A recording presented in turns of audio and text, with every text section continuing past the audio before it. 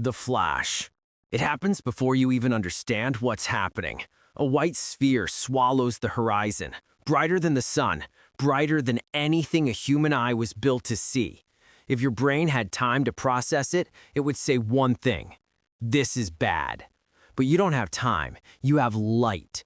Pure, skin-melting, retina-cooking light. If you look at it, you're done. Not dramatic, not poetic, just cooked eyeballs and blindness so immediate you won't even get to panic about it. Civilization ends, and so do your rods and cones. So don't look. Turn away. Drop on the ground. Cover your face with your arm. Your survival begins by refusing to stare at the apocalypse like it's a fireworks show. You can be miles away and still get burned. That flash isn't sunlight. It's a wall of ultraviolet rage that turns exposed skin into sizzling regret. Your instinct will be to freeze, so ignore it. Instincts get people killed. Move fast. 1 to 3 seconds. The shockwave is coming.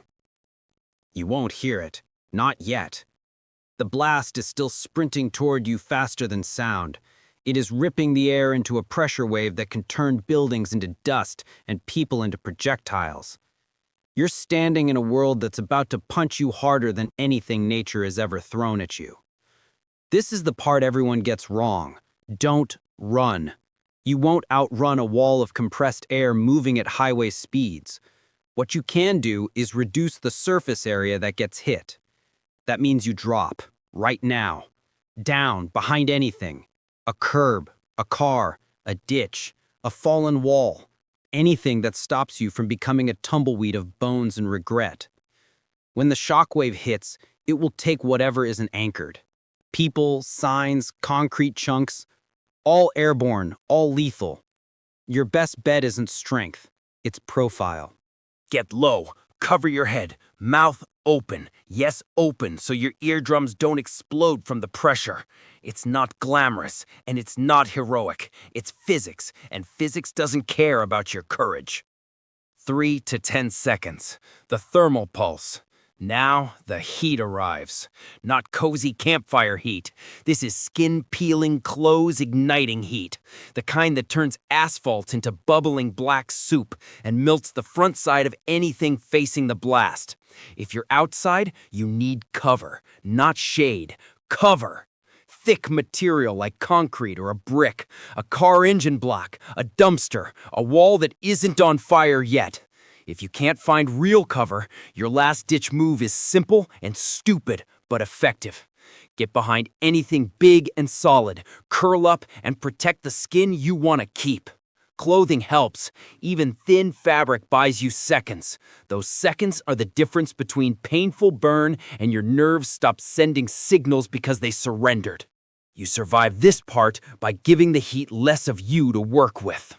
10 to 20 seconds. The blast wind. Now comes the punch. The wave slams into you like a giant hand sweeping the landscape clean. If you're not braced, you're gone. If you're standing, you're airborne. If you did the smart thing and got low behind cover, you have a chance. A small one, but better none. Debris becomes shrapnel. A stop sign is now a razor. Glass becomes a cloud of knives. Wood becomes spears. Don't lift your head yet. Don't peek, but let the wind finish its tantrum before you give it a target. 20 to 30 seconds. A silence that isn't silence. The wind dies. The world doesn't. Your ears are ringing like someone shoved a beehive into your skull. That's good because it means your eardrums didn't rupture. Or maybe they did and you won't know until later. Doesn't matter. You're alive. And now you have a new problem. The world is on fire.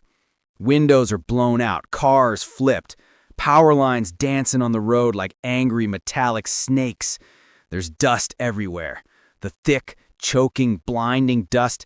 It's concrete, dirt, metal shavings, insulation fibers, and powdered pieces of whatever used to be around you. Don't breathe it. Don't stand up like you're in a disaster movie. Stay low and stay covered until the air settles enough that you're not inhaling a demolition site. This is the part where most people get up, look around, and die. Don't be most people. 30 to 45 seconds. The fallout begins its descent. You won't see it at first. Fallout isn't dramatic. It's not glowing green snowflakes. It's dust. Normal, boring dust that happens to be radioactive enough to ruin your chromosomes like a toddler with scissors. The first minute is critical. You cannot be outside when the real fallout starts dropping. The particles are microscopic bullets carrying gamma radiation straight into your cells. So move, but not toward the blast, not toward the fire, not toward the screaming. Move perpendicular to the wind if you can tell where it's blowing. Move away from rising dust columns if you can't. You're buying distance, not hero points. Your goal isn't safety, your goal is less unsafe. In a nuclear event, that's a huge win.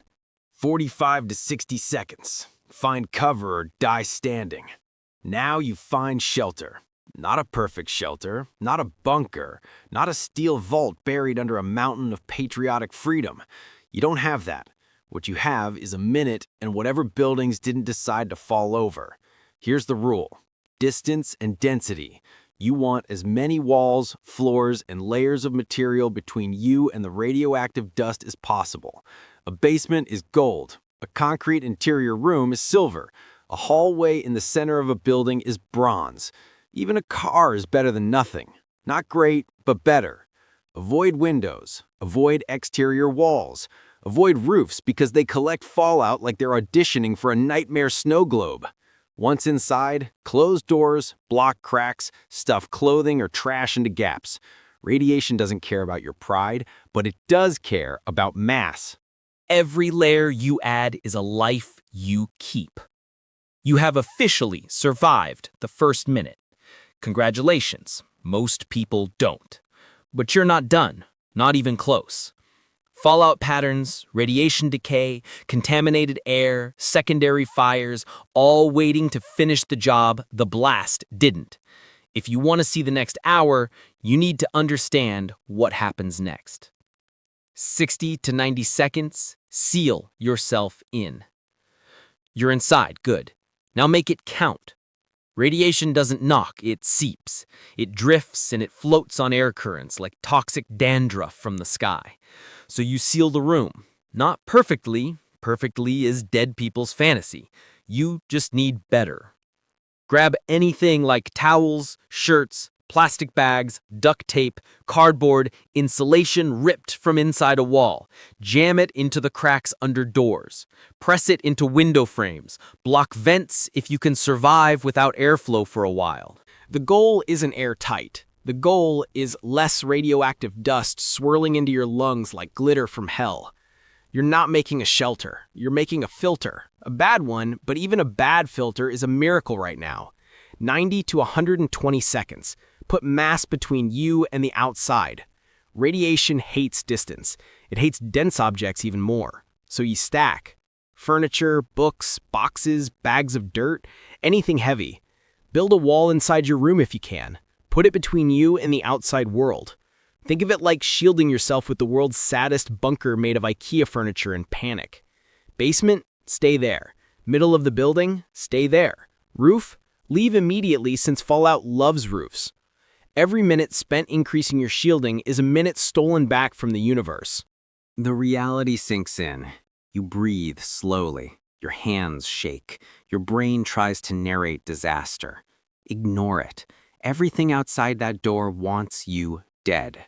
Fire, glass, dust, radiation, structure collapse. And yet you're here, inside something that didn't fall and didn't burn and didn't become part of the blast wave's personal collection. You did the impossible.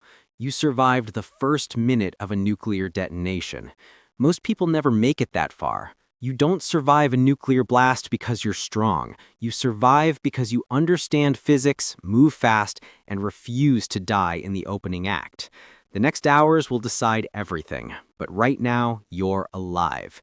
And in a world erased in a flash, being alive is the biggest victory left. If this video taught you something, and if you genuinely liked it, please hit that subscribe and like buttons. It helps me creating more useful content for you. See you next time.